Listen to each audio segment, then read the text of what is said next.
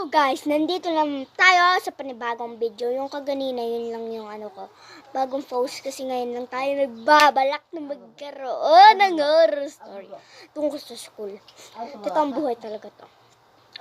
Si Jonathan, yung pinangako ko sa inyo, nasasabihin ko na nangyari kay Jonathan, ay dalawang lalaki naka-face mask daw.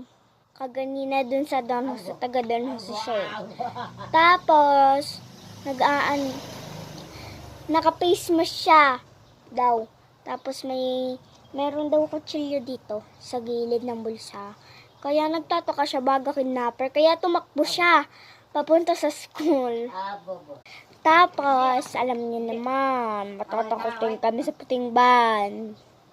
Lahat ng tao takot sa puting ban, maliban sa matatanda. Ay. Si Jonathan na makulit, natakot daw. Kaya umakyat daw siya sa taas. Nakalimutan niyo daw magbilis kayo magtaktak, guys. Tapos, siya. Nung umakyat na siya sa taas, akala ko nga siya pupunta sa amin. Kaya, nasa tingin ko, ba't ang tagal ni Jonathan? Siguro naisip ko, hindi na siya pumunta ng lunch. Kaya naisipan ko, umakyat na lang. Pero sayang, yung daan doon, parang kikibain, papalitan ng kalsada. Yung parang malapad. Parang ganito parang ganito lang. Pero matigas. Uy, pupansin kang kortina ka. Tapos guys, ang creepy kasi nandun siya sa upuan ko, nakaupo. Tapos ayaw niya pa umalis. May sarili siyang upuan. Tapos, diba,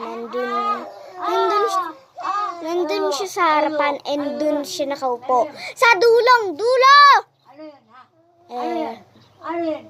Tapos, so, dun, diba siya nakaupo sa upuan ko, ayaw niya pang umalis! So, dun ako di pa upo kay Jessica. Kasi ayaw ko, baga makita niya ako dun nakaupo. Kasi, ayaw ko pa naman daw. Ayaw ko naman nalipat ng upuan kasi naman kay Jonathan. Gusto nalipat ng upuan. Mamaya ko na lang tutulog yung video. Patapos na kasi. Tignan nyo. Bye-bye. See you sa part 2. Bye-bye. Ay, part 3.